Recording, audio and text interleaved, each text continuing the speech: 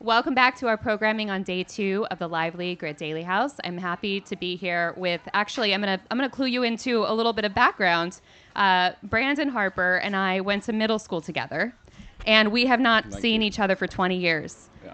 This is literally the first time that we have seen each other in 20 years, and that's part of the magic of South by and the magic of experiential. And we learned in the last few weeks that although we haven't seen each other or really talked, we're working in similar spaces and thinking about some similar things and really trying to make some positive change in safety and education. And for anybody that has followed my content over the last couple of days at Grit Daily House, in addition to the communications things that I do, I also think really deeply about data and emerging technologies and how that they can impact society.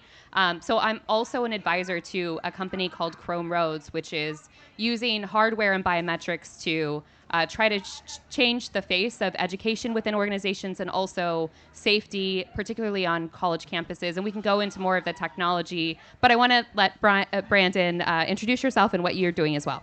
Sure. Hi, I'm Brandon.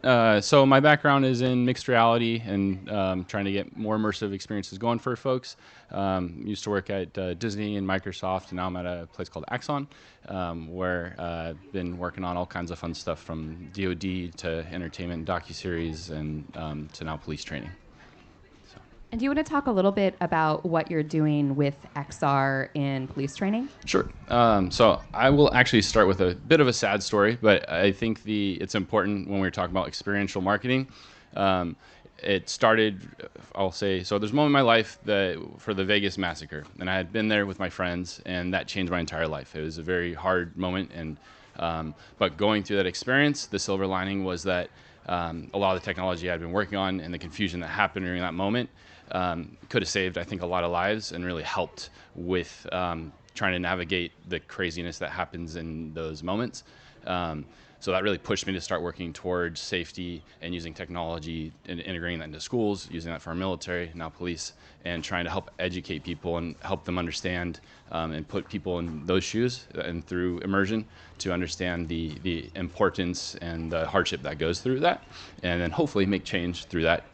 So that was a big driving factor of my life for why I do what I do now. So yeah, that's it. To that point, Yeah. I think when we are focused around these issues of emerging technologies for safety, most of us have those sort of reasons for being and reasons for doing what we're doing. And one of the things that that we're trying to do at Chrome Roads is to eliminate assault on college, on university campuses, and make it safer for people to walk and run and be, regardless of gender, in those spaces. And certainly that's something that I've dealt with as a woman as well. So it's always interesting to hear kind of a backstory of what brings you to try to solve these problems in society. So how are you working on solving that problem? So currently, at Axon, we do police training, and we then through VR. And what we do is, if you're not familiar with Axon, Axon produces tasers, which you may be familiar with, and their whole mission is to reduce the use of guns by 50% by 2030. So how do we do that? VR is a great method in giving people a perspective of how to make better decisions as a police officer, but then also as someone that's going through that experience. So we put them in their shoes and help them see their perspective when you're being approached by a police officer and those decisions that are made. So we do that in a lot of different ways, but the basics is to help create empathy and better decision making so that we have better public safety and better understanding of what happens in the world for all of us, because it is something hard to truly empathize until you go through those experiences ourselves. Yeah. Can you walk through what that actually looks like in the VR experience? Like, how do you produce empathy for somebody that might be going through a situation like that? So one example we have is how we do community engagement. So say someone that may have schizophrenia, and we put them in the shoes of someone that has schizophrenia, and we played both roles. So first you'd approach it as a police officer, and you're in a 360 video with 6 off, and you can interact, walk around, and have a full experience around that.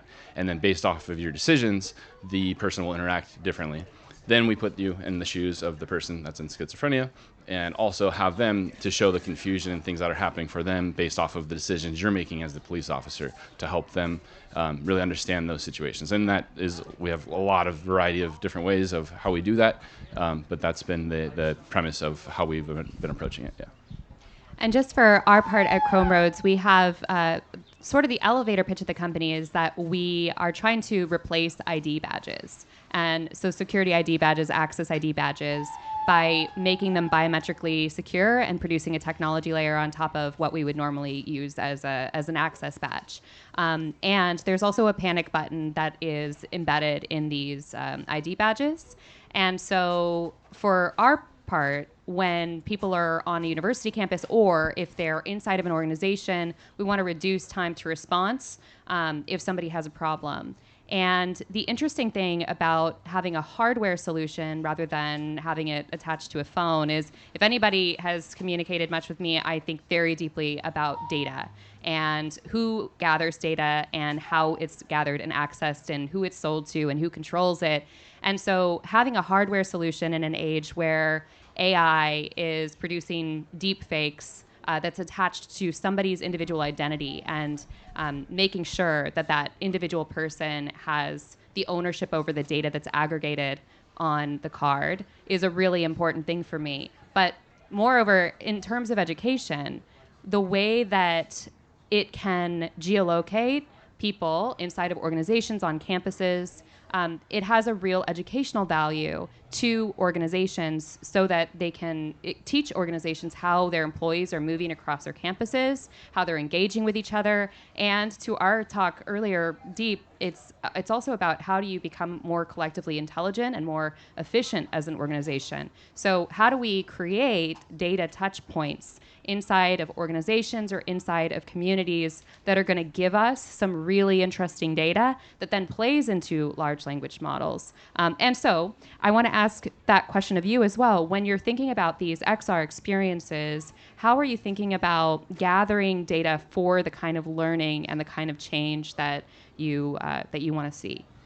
Yeah, I think, well, honestly, it's kind of a lot of different data sets that we're especially looking at is like the whole picture when you talk about like, say, urban fabrics and spatial mapping and understanding, maybe it's, crime, safety, these types of things, understanding when those things are starting to happen, and then starting to get to the next scale of, how do you interact in that smaller space, and then drilling down to the emotions and understanding how each of those points happen. And, we look at also a lot of using the data from, say, police that we partner with, and understanding like when they have heights of certain moments, and then we would then create modules to help emphasize and create that empathy. So we use that data to then hopefully help them understand how, again, going back to understand those perspectives that they go through.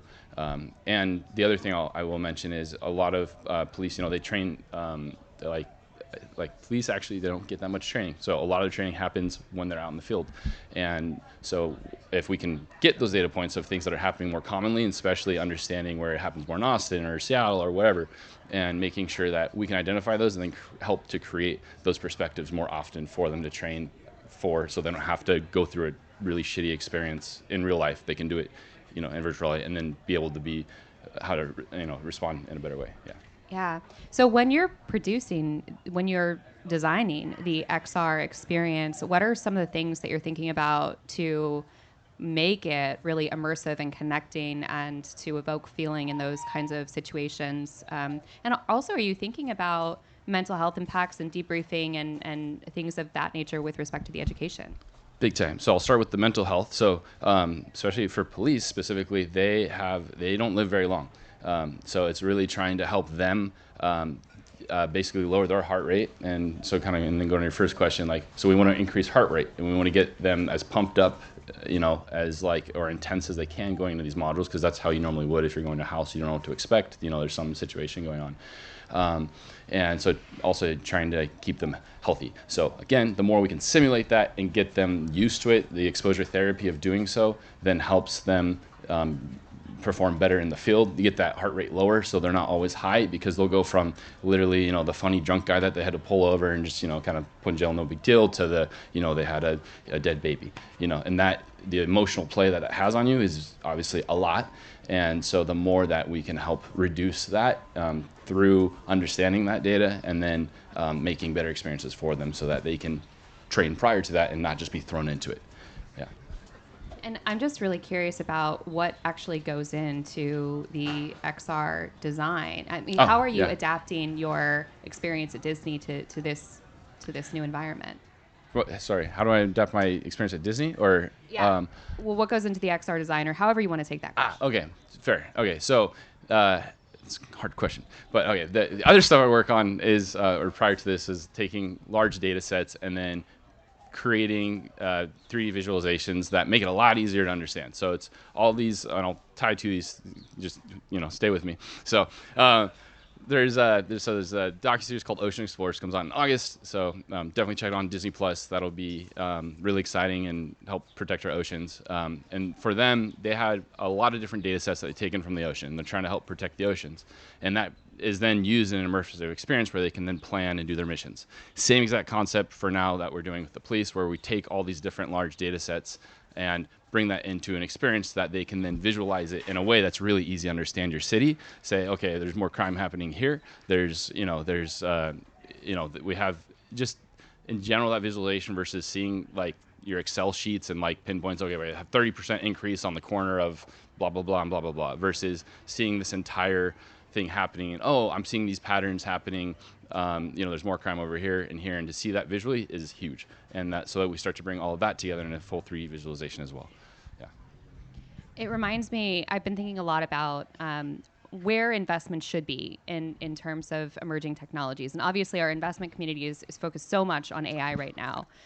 But there's also the rest of the AI infrastructure, which is like, where do we get the data and how clean is that data? And the data that's going to feed the model is another area where I think a lot of investment should be going.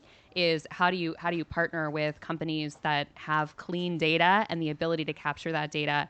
And I just want to leave with that thought, but also open it up to the audience to ask any questions that you might have of Brandon or myself. Yeah. So I kind of have a question as far as like the AXON side of things go. So you talk about training the cops, and then do you have like, so that's to simulate the heart rate. So do you kind of go on the psychological side of things? It's like you see like the body cam footages every now and then. It's like the people are just lying to them, and then it's like, no, I don't have a gun on me, and then they pull a gun out. So do you guys like try to emulate that too? I think. Well, that specific situation, or like kind of pulling in the psychological aspect of it too, because like you said, cops don't get trained a lot, and so kind of get them ready to be like, to maybe even see like any sign of a like. Absolutely. So there's two approaches to that. So we have kind of two methods. One is where we'll do I'm sorry. Two methods. So one is where we'll do production around 360 video. And so that, because it's really important to understand facial, hands, always watching hands, and seeing if, to your example, do I have a gun or not?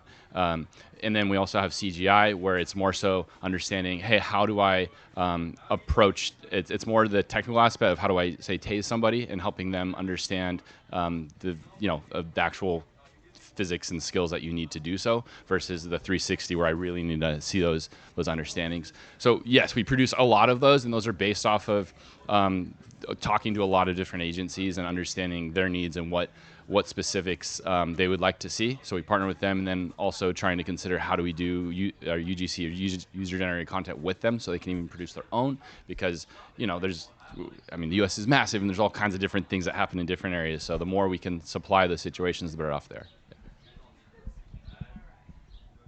What's the benefit to VR as opposed to just watching like a really good TV show or your favorite movie or something? Immersion. It's like the experiential marketing, like everything today. I mean, it's like the to put someone in your shoes is significant. It's like, and I mean, there's a lot of data behind that showing the improvement that you have and the ability to switch. So it's more about like the sensory overload than it is the Yep. situational Well, it's also situational. It's two things. So now that if you're in headset, you also have to use your peripheral vision. You're constantly analyzing the room and understanding it. Versus a screen, I can tell a story through a screen, but I can't put you in the story.